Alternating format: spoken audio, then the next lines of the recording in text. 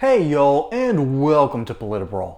My name is Brian, and we're watching Van Jones in real time just melt down over the Supreme Court basically doing their job. I think politically, it's bad. It makes the Supreme Court look very partisan.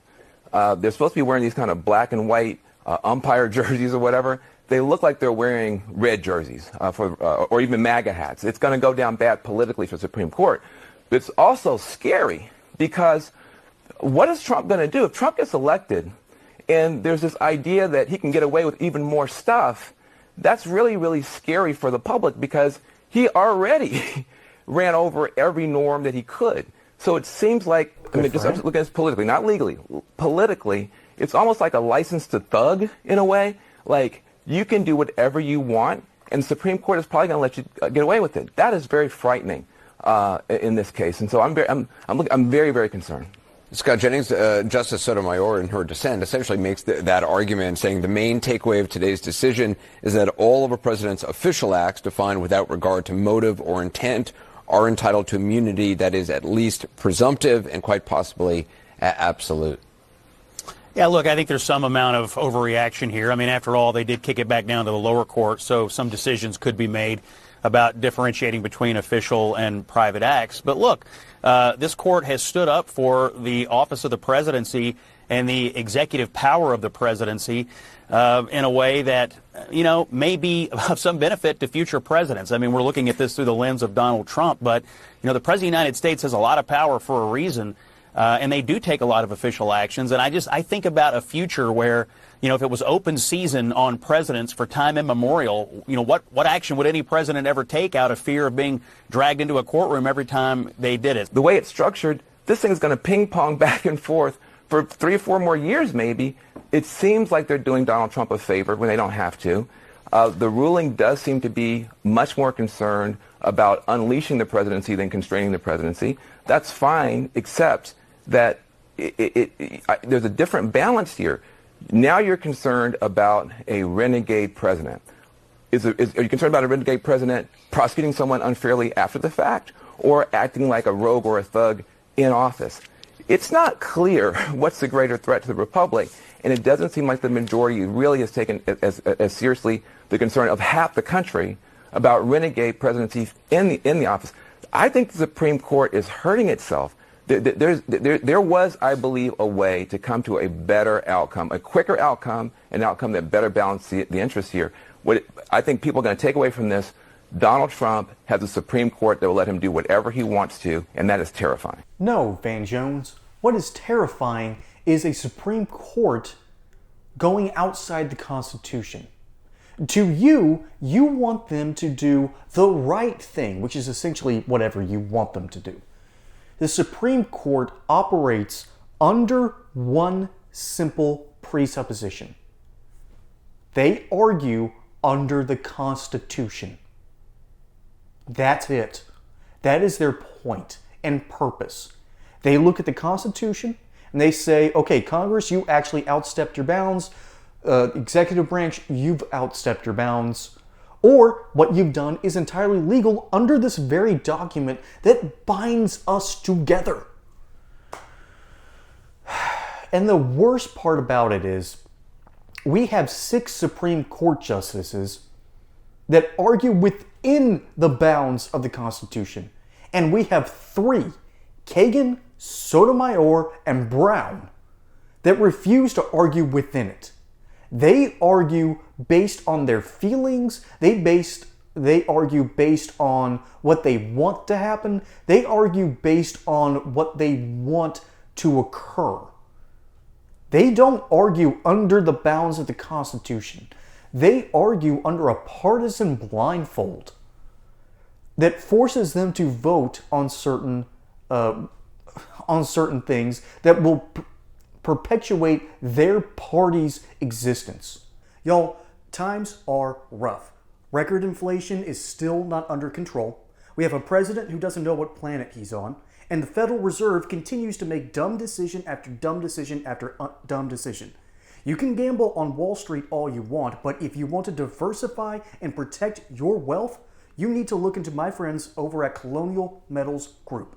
These amazing experts understand how to keep your wealth safe and protected from the volatility of our current market. And there's even a great deal for first-time accounts. Free gold and silver-backed IRA accounts, insurance on whatever precious metals you happen to buy for 5 years, up to $7,500 worth of silver, and a nice safe for you to keep all this good stuff in. So go take a look at their website, link in the description below, or call the phone number below so you can talk personally to Paul Stone, CEO, and his amazing team of experts to protect your wealth today.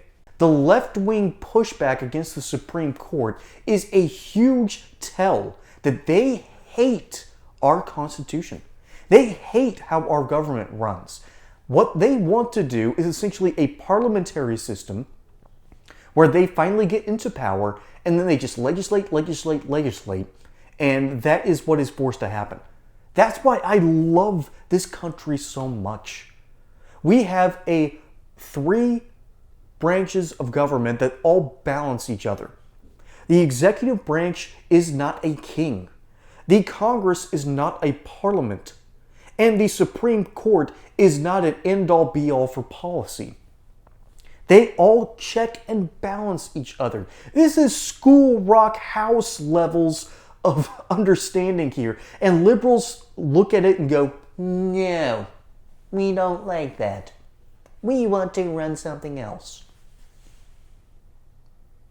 And to which I say, no. God, no. Leftist policies in Democrat-run cities, we can look based on the content of what they create, is terrible. And Van Jones wants that. I've been following Van Jones, I think since 2009, when I used to go down to the basement and watch Glenn Beck in my free time, because I got off of school, and he started coming on in the fall, and he got an instant fan out of me until he started talking about Mormonism, and that got kind of weird, but I loved what he had on his channel. I would go downstairs, work on homework, practice my putting skills, pretty much do my normal daily routine, but I would make sure I would tune into Glenn Beck.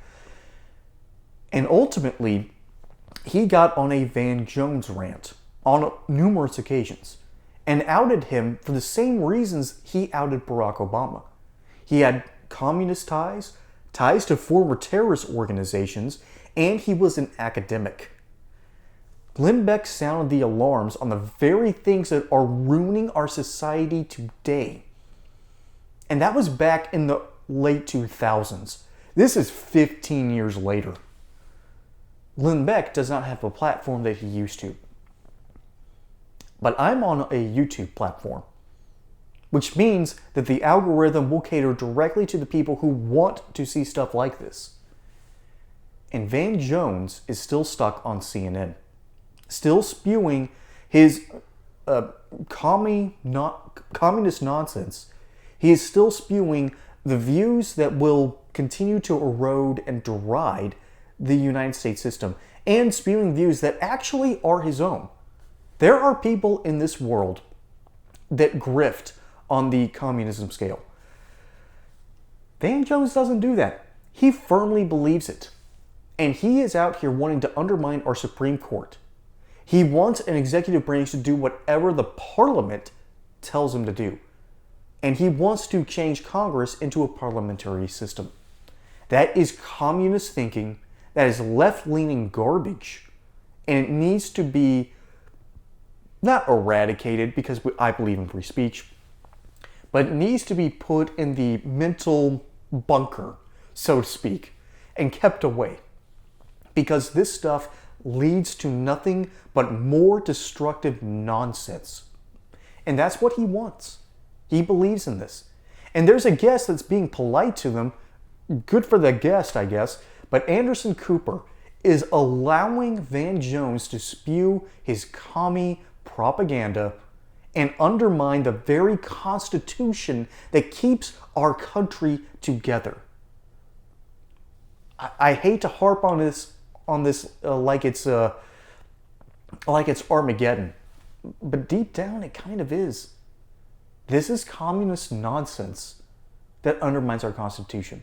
And that is the long and short of the matter. Folks, my name is Brian. Hope you enjoyed this segment of Political. Catch you on the next one. And until then, y'all have a good one.